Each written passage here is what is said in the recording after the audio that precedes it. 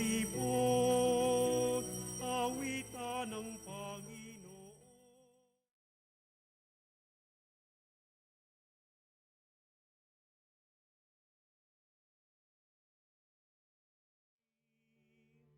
Sa piging sariwain, pagliligtas niya sa atin. Sa ngalan ng Ama at ng Anak at ng Espiritu Santo. Amen. Lahat ng pagpupugay sa banal na Santa Tulo, tumawag sa ating maglingkod sa ubasan ng kaharian. Ang kanyang biyaya at kapayapaan ay sumainiyong lahat. At sumainyo rin. Sa pagsimula nating ipagdiwang ang Eukaristiya, saglit tayong manahimik upang magsuri ng konsyensya at unawain kung gaano ang ating pangangailangan sa pagpapatawad at lakas ng Diyos. Para sa pagpahayag nating malaso ng ating mga puso't isipan nang higit sa kapalaran ng iba, Panginoon, kaawaan mo kami. Panginoon, kaawaan mo kami. Para sa pagpahayag nating dungisan ng selos, ang karangalan ng mga taong higit na mapalad kaysa sa atin, Kristo, kaawaan mo kami. Kristo, kaawaan mo kami. Para sa mga pagpaparatang namin na ikaw ay may itinatangi at di makatarungan, Panginoon, kaawaan mo kami. Panginoon, kaawaan mo kami. Kaawaan tayo ng makapangyarihang Diyos. Patawarin tayo sa ating mga kasalanan at patnubayan tayo sa buhay na walang hanggan. Amen.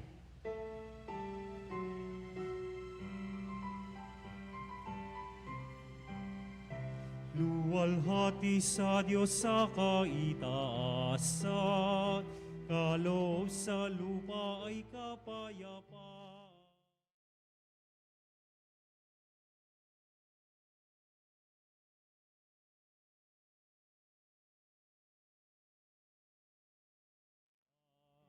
Panginoon naming Diyos sa rinang langit, Amang makapangyarihan, Panginoong Jesucristo, bugtong na anak ng Diyos, Kordero ng Ama, ikaw na nag-aalis ng mga kasalanan ng sanlibutan.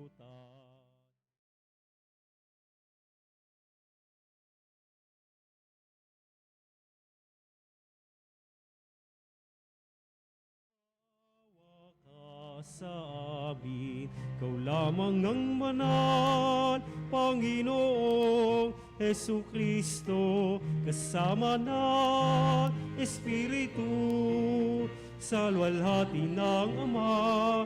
Amen, Amen, Amen, Amen. Manalangin tayo. Ama naming makapangyarihan, itinakda mong ang lahat ng mga utos mo ay mauwi sa pag-ibig sa iyo at sa kapwa-tao. Ipagkaloob mong sa pagtalima namin sa mga ito, kami pagindapatin mong sumapit sa buhay na walang katapusan sa pamamagitan ni Jesucristo, kasama ng Espiritu Santo, magpasawalang hanggan. Amen. Pagbasa mula sa aklat ni Propeta Isaías. Hanapin ang Panginoon samantalang siya'y iyong makikita. Siya ang tawagin habang malapit pa. Ang mga gawain ng taong masamay dapat nang talikdan, at ang mga likoy dapat magbago na ng maling isipan. Sila'y manunumbalik, lumapit sa Panginoon upang kahabagan, at mula sa Diyos matatamo nila ang kapatawaran. Ang wika ng Panginoon, ang aking isip ay di ninyo isipan, at magkaiba ang ating daan. Kung paanong ang langit higit na mataas, mataas sa lupa, ang daat isip ko'y hindi maaabot ng inyong akala. Ang salita ng Diyos. Salamat sa Diyos.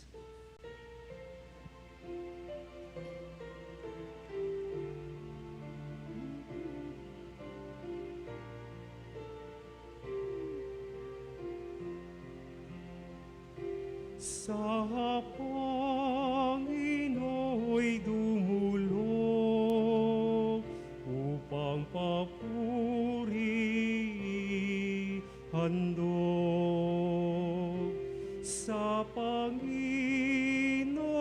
dumudulog upang papuri handog. Aking pupurihit, pasasalamatan ng Diyos araw-araw. Di ako titigil ng pasasalamat magpakailanman. Dakila ang poon at karapat-dapat na siya ay purihin. Ang kadakilaan niya ay mahirap nating unawain. Sa Pangino'y dumudulog upang papuri handog. Ang Panginoong Diyos ay puspos ng pag-ibig at lipos ng habag. Banayad magalit, ang pag-ibig niya'y hindi kumukupas. Siya ay mabuti at kahit kanino'y hindi nagtatangi. Sa kanyang nilikha, ang pagtingin niya'y mamamalagi. Sa Pangino'y dumudulog upang papuri handog. Matuwid ang Diyos sa lahat ng bagay niyang ginagawa. Kahit anong gawin, ikalakip doon ang habag at awa. Siya ay nakikinig at handang tumulong sa lahat ng tao. Sa sinumang taong pagtawag sa Kanya'y tapat at totoo. Sa Pangino'y dumudulog upang papuri handog. Sa Pangino'y dumudulog upang papuri handog.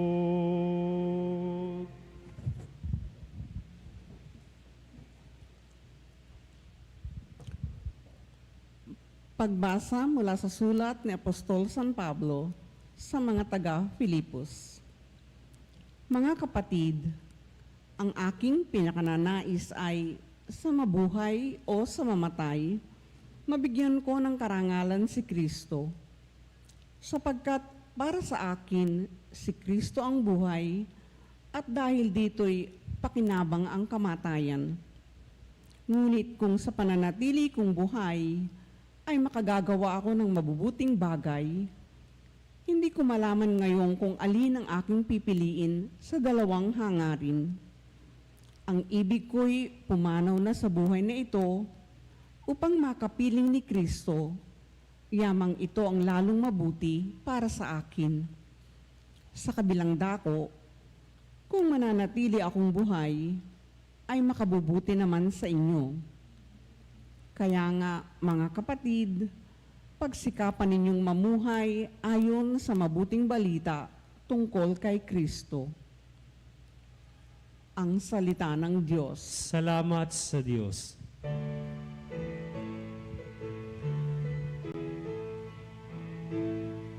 Hallelujah, hallelujah, hallelujah.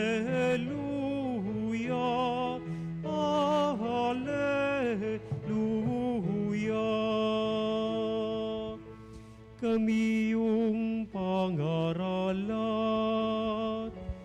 upang aming matauhan ang salitang bumubuhay. Hallelujah,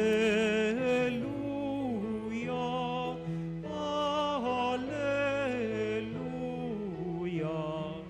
Hallelujah, Hallelujah.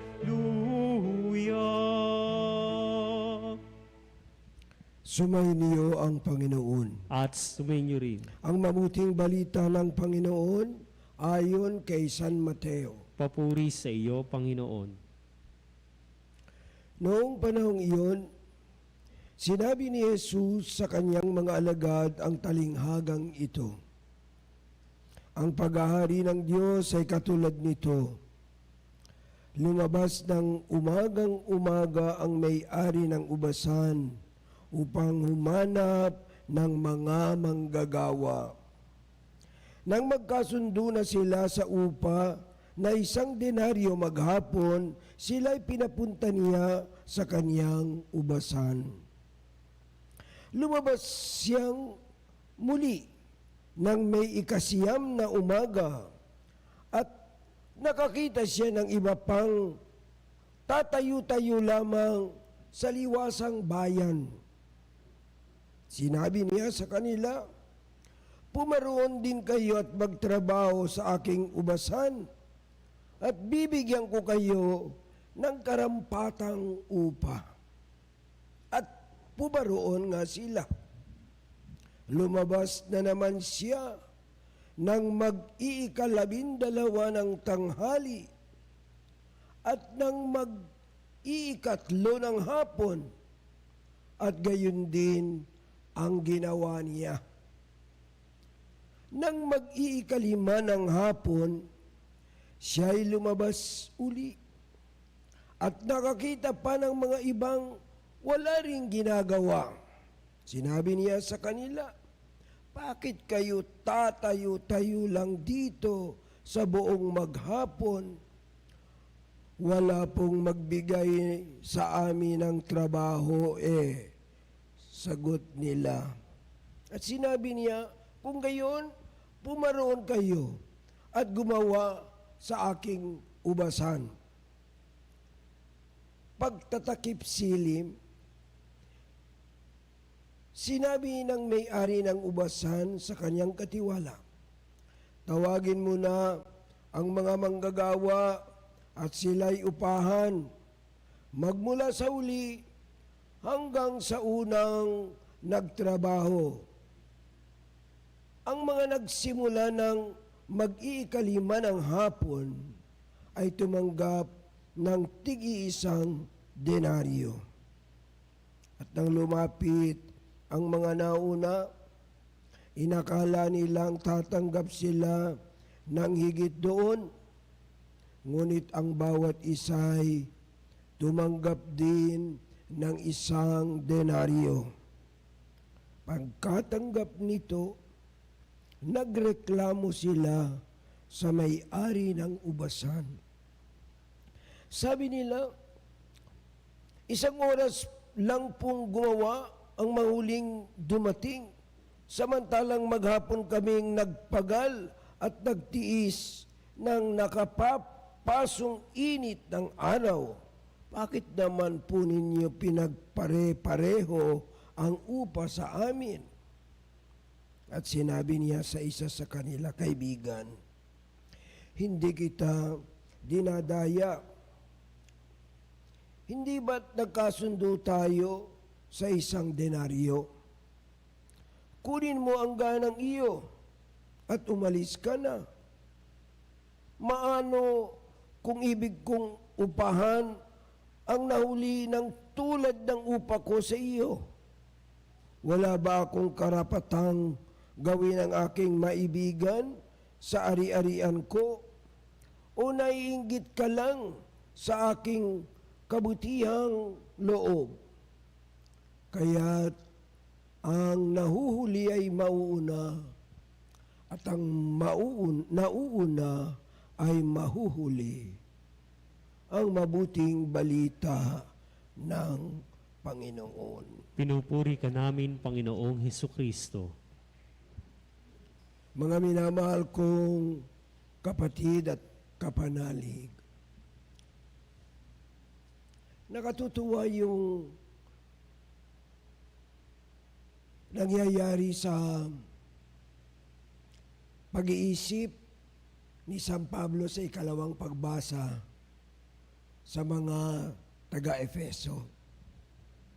Siya ay nagdadalawang isip tungkol sa kaniyang pagpanaw sa mundong ito ng madali. Pagkat sabi niya, pag ako'y umalis at nawala sa mundong ito, makakasama ko na si Kristo at gusto ko na yon. Yun ang nangingibabaw sa kanya. Pero pag tinignan niya naman, pag alis ko naman at nawala na ako sa mundong ito, mawawalan naman ng mabubuting ginagawa ko. Kung magpapatuloy ang aking paggawa, kung mabubuhay ako at magpapatuloy ako sa aking mga mabuting ginagawa, ay maganda rin sapagkat merong mga nakikinabang sa aking pagtagal sa mundong ito. Nagdadalawang isip si San Pablo tungkol sa kanyang gusto mabuhay, magpatuloy siyang buhay o mamatay na. Kung magpatuloy na buhay at makakagawa ng mabuti sa kapwa, maganda. Pero kung mabuti, kung mamamatay na rin lang ako gayon, kahit na kailan, ako'y makakasama na maganda rin. At hindi niya alam ang kanyang pipiliin. Mga minamahal kong mga kapatid, nagyayari ba sa inyo yan? Sa unang pagbasa, sa unang sinasabi ng propeta Isaias, ang pag-iisip ng Panginoon ay iba sa pag-iisip ng tao. At tungkol sa mga bagay na yan, hayaan nyo nang ipasa Diyos na lamang natin. Pagkat ang kanyang pag-iisip, humaba man o maigsi ang ating buhay, kanyang desisyon yun. Kanyang sariling kalooban yun.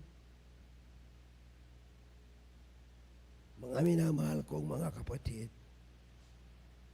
ang pag-iisip ng Diyos ay ibang-iba sa pag-iisip ng tao. At palagay ko ganyan din ang nangingibabaw sa talinghaga na ipinahayag sa atin sa Ebanghelyo ni San Mateo. Yung ang lahat ay tinatawag na magtrabaho sa kanyang ubasan. Lahat. Lahat ng mga binyagan, hindi lang mga binyagan. Maski na hindi sila binyagan, tinatawag din doon. At ang pag-iisip ng Diyos ay lahat ng bagay na yan. Kahit na ano ang relihiyon, mamuslim man sila, o kaya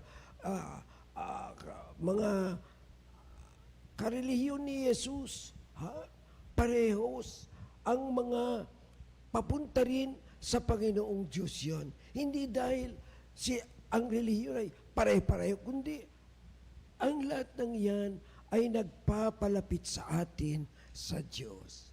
Kaya siguro sa akin, meron ding purpose ang Panginoon sa pagkakaiba-iba ng ating mga paniniwala. Ha? Pero lahat ng iyon ay tinatawag na sa kanyang ubasan, magtrabaho, ipahayag ang mabuting balita. Ang mga protestante na kapatid natin ay nagpapahayag din ng mabuting balita. Sila rin ay ay tinatawag sa ubasan. Kaya yung mga taong naglilibot at nag-aakit sa mga tao ay mabuti yun, hindi ba? Na malapit sila sa Diyos kahit na iba-iba nga ang ating mga paniniwala. Ang lahat ay tinatawag na magtrabaho sa ubasan ng Panginoon. Meron ding purpose yan sa Panginoon. Maski na iba't iba ang ating paniniwala. Ang nagiging problema kung minsan at kadalasan ay sa ating mga naniniwala kay Kristo. Iisang naniniwala tayong lahat. Pero bagamat mayroong pagkakaiba, ang mga ay mayroong mga pangyayari o pagtangkang sinasabi natin pareho lamang ang relihiyon namin ng mga halimbawa aglipay o hindi. Iba tayo. Iba ang ating pagpaniniwala. Iba. Pero tayo naniniwala kay Kristo iisa. Sana magkaisa. Yan ang gusto ng Panginoon. Yan ang kanyang dalangin bago siya pumanaw sa mundong ito. Pero ang masama ay ito kung sabihin natin na pareho ang ang relihiyon natin, yung Katoliko at yung mga tumiwalag sa ating Katolik at sa tagal ng panahon ay talagang parang iba na ang kanila. Kaya lang ginagamit nila lahat ang ating mga gamit. Kaya parang pareho lang, parehong damit ng isang aglipay. Ang ginagamit na Biblia, ang ginagamit na, ang Biblia, ang salita ng Diyos, pwede natin gamitin. Pero yung mga dasal at dalangin, ay kung kokopyahin natin sa iba, sa Katoliko, ay parang pinapahayag natin, pareho rin naman ang ating, kaya nasisilo ko minsan ng mga tao. Pero sa palagay ko, mayroon din purpose ang Panginoon sa ganyan, pagkat sila rin ay tinatawag na sa ubasan ng Panginoon na magpahayag ng mabuting balita. At ayon kay Thomas Merton, lahat ng yan, iba-iba nga, pero dumarating sa iisang puntong paroroonan. Mga minamahal kong mga kapatid. Siguro yung talinghaga ng Panginoon ay na sa aking pagpapaliwag ay hindi yun ang kanyang tinutukoy sa Ebanghelyo. Pero sa mga pangyayari ngayon, lahat ng mga iba't ibang paniniwala o tradisyon ng paniniwala, may purpose ang Panginoon diyan. At maring tayo'y nagkakaaway-away, pero sana alisin natin ang pag-iinggitan. Yan ang sinasabi ang Panginoong Diyos ay iba ang kanyang pag-iisip.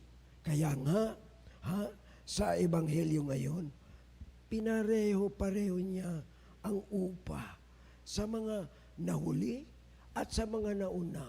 Yung mga nagtrabaho ng 8 hours sa nagtrabaho ng iisang oras. Ganyan mag-isip ang Panginoon at hindi natin pwedeng alisin yan sa Kanya. Pero kung ang pagbabatayan ay ang makamundo at makataong pagsukat, talaga nga naman, bakit naman? Ha? Bakit naman pareho? Kung hindi naman pareho ang tagal ng kanilang pagtatrabaho. Ang pag-iisip ng Panginoon ay iba sa pag-iisip ng tao. Mga minamahal kong mga kapatid, pumasok tayo sa isipan at kalooban ng Panginoon. At siguro, marami tayong mauunawaan na hindi talaga nating maunawaan sa ating sariling makamundo at makataong isipan. Amen.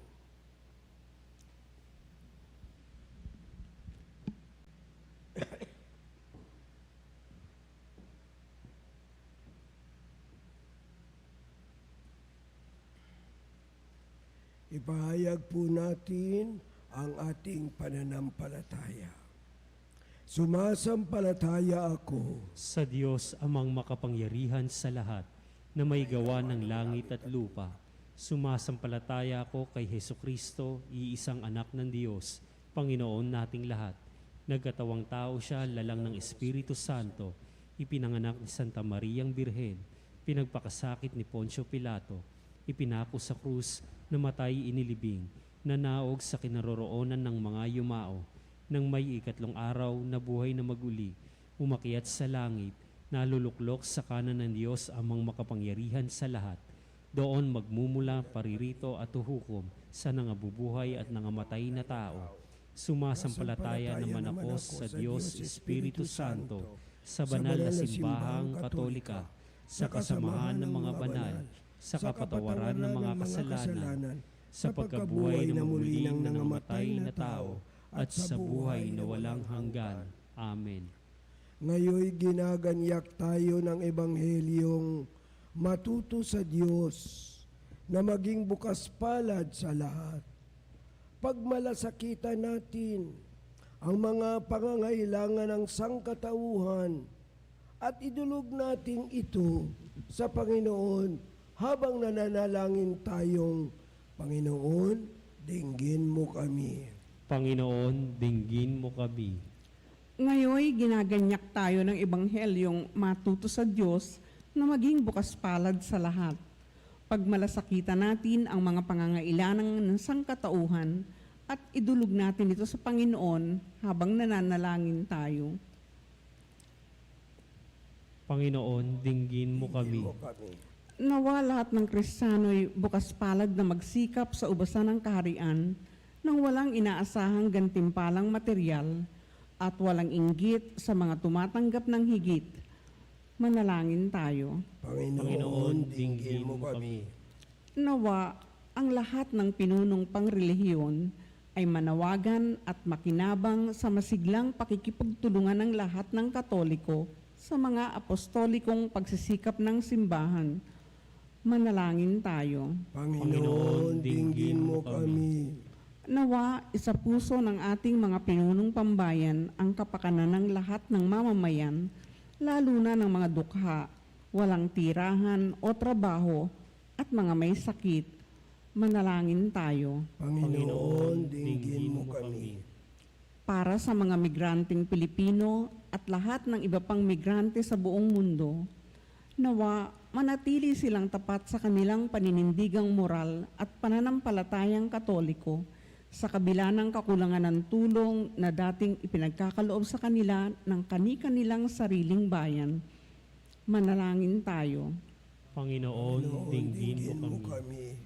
Para sa mga pamilya ng mga migrante, nawa matiis nila ang hirap ng kanilang pagkawalay sa kanilang mga kamag-anak at pasiglahin sila ng pananalig at pag-asang balang araw ay makakapiling nilang muli ang kanilang mga mahal sa buhay. Manalangin tayo. Panginoon, dinggin mo kami. Tahimik nating ipanalangin ang ating mga sariling kahilingan. Manalangin tayo. Panginoon, dinggin mo kami. Panginoong Diyos, salamat po sa pribilehiyong kami papagtrabahuin mo sa iyong ubasan. Tulutan mong kami maging bukas palad sa aming kasamahan nang kami makigalak sa kanila sa pagtanggap naming lahat ng aming pangwakas na gantimpala sa kaharian ng langit kung saan ka nabubuhay at nag-aari magpakailanman. Amen.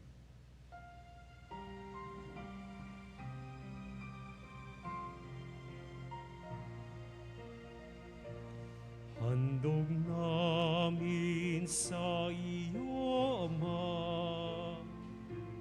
ang tinapay at alak.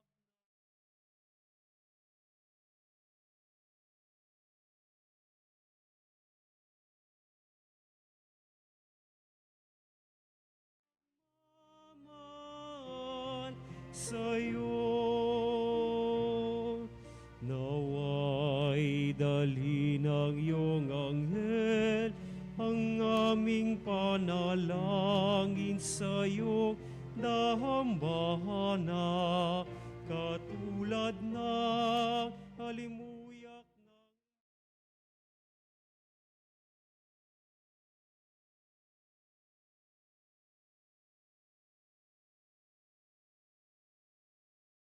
amin sa iyo, Ama,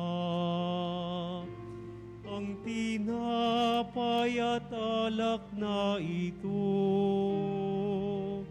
handog ng bayang umaasa, sumasamba't nagmamahal sa'yo.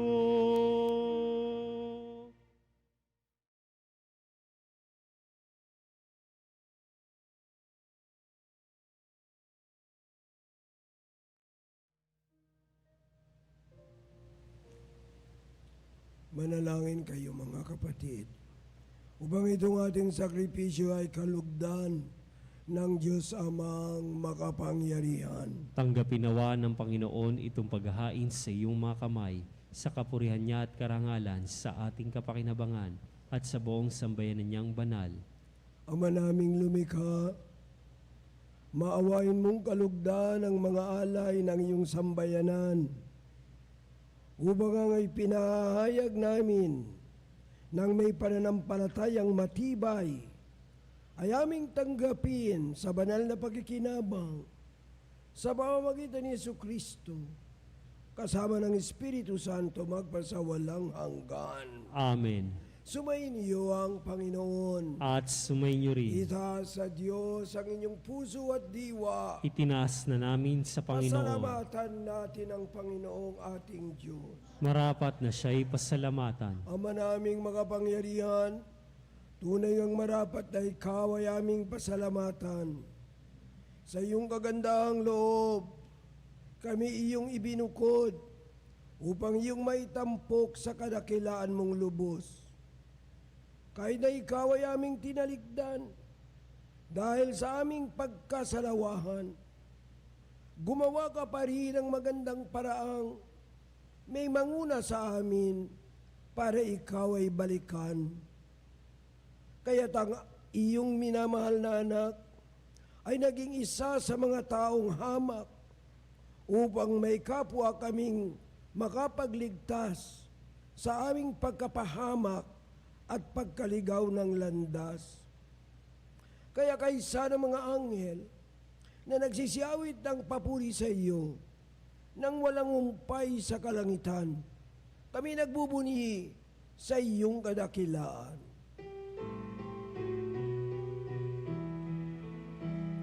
Santo, Santo, Santo, Panginoong Diyos, napupuno ang langit at lupa.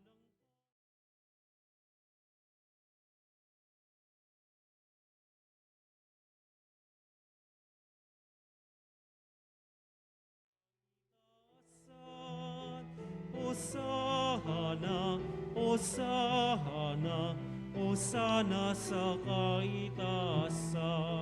Pinagpala ang naparirito sa ngalan ng Panginoon.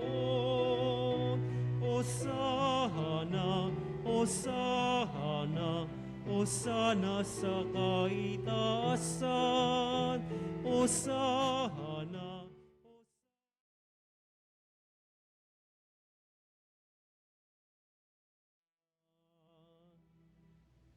Ama naming banal, ikaw ang bukal ng tanang kabanalan.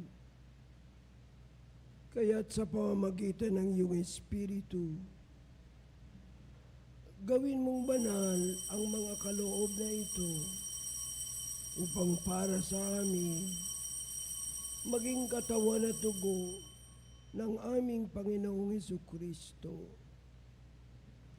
Bago niya pinagtiis ang kusang loob na maging handog, hinawakan niya ang tidapay. Pinasalamatan kaniya. Pinaghati-hati niya iyon. Iniabot sa kanyang mga lagad at sinabi, tanggapin ninyong lahat ito at kanin. Ito ang aking katawan na ihahandog para sa inyo.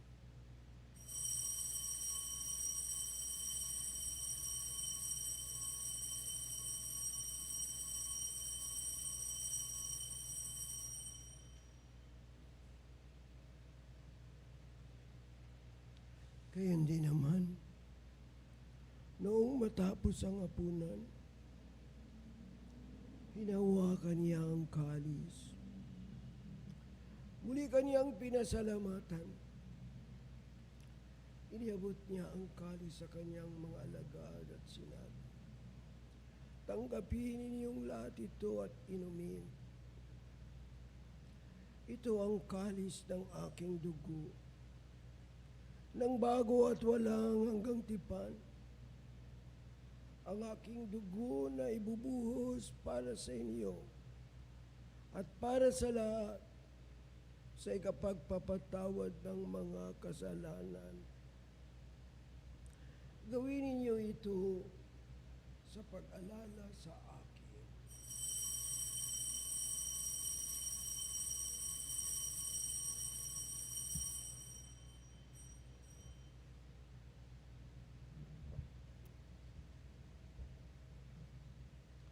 Pagbunyi natin ang misteryo ng pananampalataya. Si Kristo ay gunitayin, sarili ay inihay, bilang pagkaitinumin, pinagsasaluhan natin, hanggang sa siya'y dumating, hanggang sa siya'y dumating. Ang mga ginagawa namin ngayon, ang pag-alala sa pagkamatay at muling pagkabuhay ng iyong anak. Kaya tinialay namin sa iyo ang tinapay na nagbibigay buhay at ang kalis na nagkakaloob ng kaligtasan. Kami nagpapasalamat dahil kami iyong minarapat na tumayo sa harap mo para maglingkod sa iyo. Isinasamo namin kaming magsasalo-salo sa katawan na dugo ni Kristo ay mabuklod sa pagkakaisa sa pamamagitan ng Espiritu Santo. Amalingapin mo ang iyong simbahang laganap sa buong daigdig. Puspusin mo kami sa pag-ibig. Kaysa ni Francisco na aming Papa, ni Honesto na aming Obispo, at ng Tanang Kaparian. Alalahanin mo rin ang mga kapatid naming nahimlay nang may pag-asang sila'y muling mabubuhay. Gayon din ang lahat ng mga pumanaw. Kaawaan mo sila at patuloyin sa iyong kaliwanagan Kaawan mo't pagindapatin kaming lahat na makasalo sa iyong buhay na walang wakas.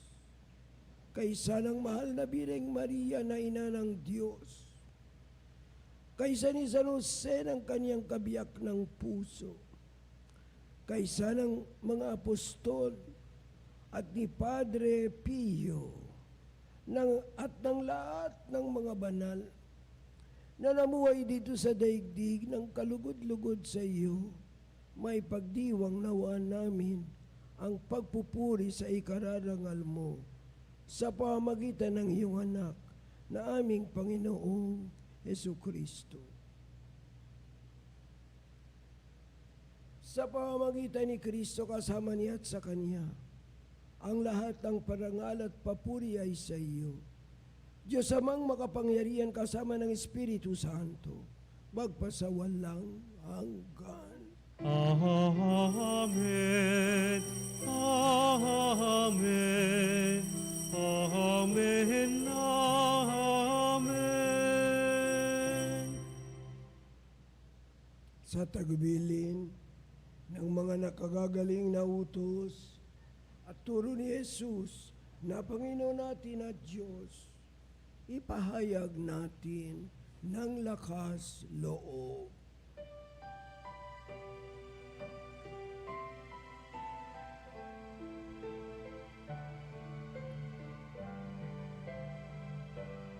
Ama namin, sumasalangit ka, sambahin ang ngalan mo, mapasa amin ang kaharian.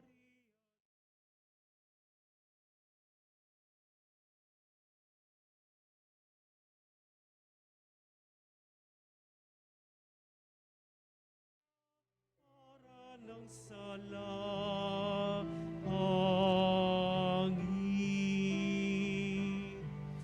bigyan mo kami ngayon ng aming kakanin sa araw-araw at patawarin.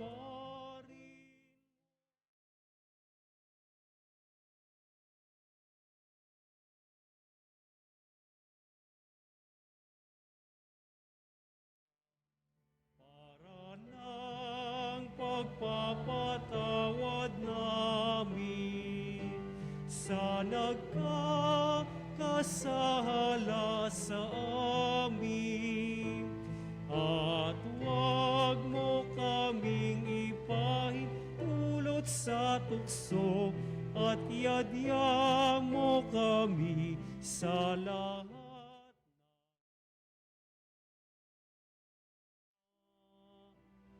Hinihiling namin, kami iadya sa lahat ng masama. Pagkalooban ng kapayapaan araw-araw, iligtas sa kasalanan at ilayo sa lahat ng kapahamakan. Samantalang aming pinananabikan ang dakilang araw ng pagpapahayag ng tagapagligtas naming si Hesu Kristo. Sapagkat sa iyo ang kaharian at ang kapangyarihan at ang kapurihan magpakailanman. Amen.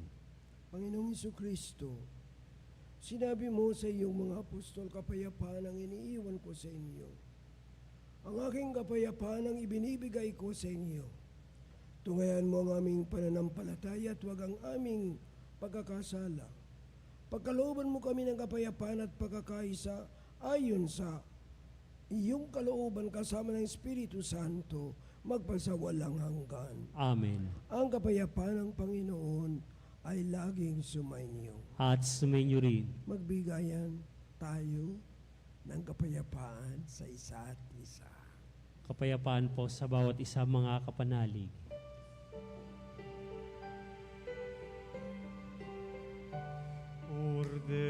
Kordero ng Diyos na nag-aalis ng mga kasalanan.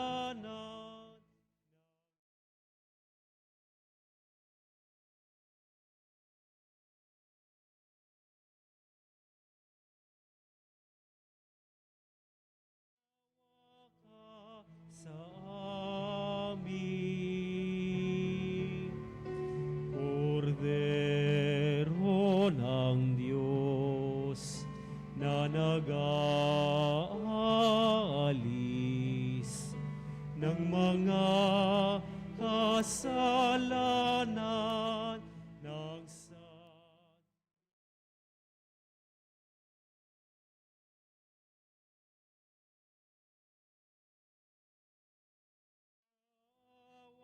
ka sa amin. Kordero ng Diyos na nag-alis ng mga kasalanan ng sanlibutan, ipagkaloob mo sa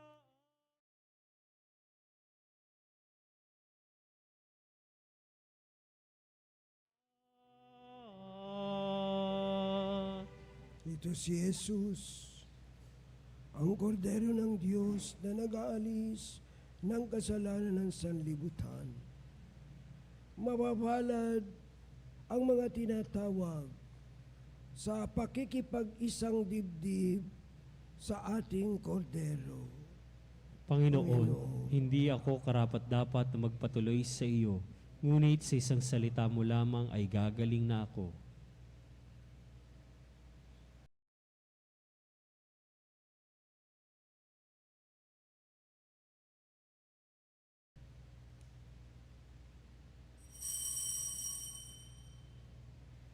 Mga kapanalig, ating dasalin ang komunyong espiritual. O Jesus, nananalig ako sa pananahan mo sa kabanal-banalang sakramento. Minamahal kita higit sa lahat at hangad ka ng aking kaluluwa. Hindi ko man matatanggap ngayon ang iyong katawan at dugo, inaasahan ko na patuloy kang mamumuhay sa aking puso. Naniniwala ako na narito ka at kaisa ka ng aking buong pagkatao. Huwag mong ipahintulot na mawalay ako sa iyo. Amen.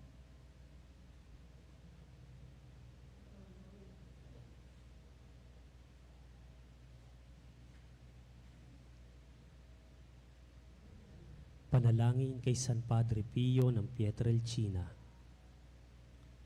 Mahal na Padre Pio, tumatawag kami sa iyo ngayon, kasama ng maraming nagmamahal at namimintuho sa iyo. Alang-alang sa mga sugat na iyong tiniis ng maraming taon. Bilang pakikisa sa pagpapakasakit ni Jesus, naging kalugod-lugod ka sa Panginoon at tinawag ka upang mapabilang sa kasamahan ng mga banal. Naniniwala akong dinidinig ng Panginoon ang iyong pagtawag para sa mga humihingi ng paggaling at pinatatawad din niya ang iyong mga pinatawad. Ang paggaling ng mga may sakit ang katibayan na hindi ka binibigo ng Panginoon. Sumasamo kami sa iyo na tulungan akong ilapit sa Diyos ang aking mga kahilingan. Sa sandaling katahimikan, banggitin natin ang mga pangsariling kahilingan.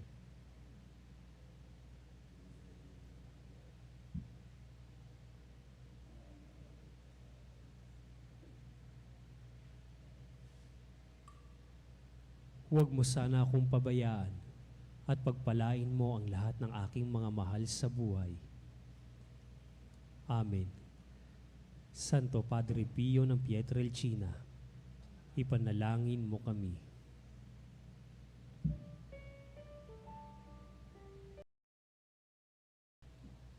Manalangin tayo. Ama naming mapagmahal, kaming pinapagsalo mo sa banal na pakikinabang, ay patuloy mong kaawaan at tulungan upang ang aming tinanggap ay siya nawang umiral sa pamumuhay namin sa araw-araw, bunga ng iyong pagtubos na aming ipinagdiriwang sa pamamagitan ni Jesucristo kasama ng Espiritu Santo magpasawalang hanggan. Amen. Sumainyo ang Panginoon. At sumainyo rin. Magsiyo ko kayo at ipanalangin ang pagpapala ng Diyos. Pagkalooban nawa kayo ng Diyos ng higit na pagpapala sa inyong dapat gampanan sa simbahan at ng biyayang makatugon ng tapat sa inyong pananagutan. Amen. Patnubayan niya nawa kayo sa pag-aasik ng mga bininang kaharian sa ating lipunan at pamungayin nawa ito ng katarungan, kapayapaan at pagkakaisa. Amen. Iligtas nawa niya kayo sa lahat ng panganib at gabayan kayo sa landas ng kapayapaan at kasaganaan. Amen. At pagmalain kayo ng makapangyarihang Diyos Ama at Anak at Espiritu Santo. Amen. Umayo kayo sa kapayapaan upang bukas palad na magsikap sa ubasan ng Panginoon. Salamat sa Diyos.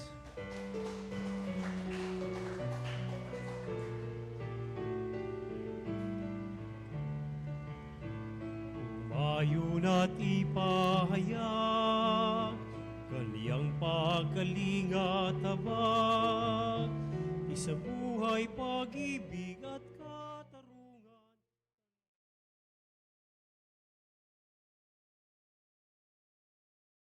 Pag-ibig at katarungan, tanda ng kanya.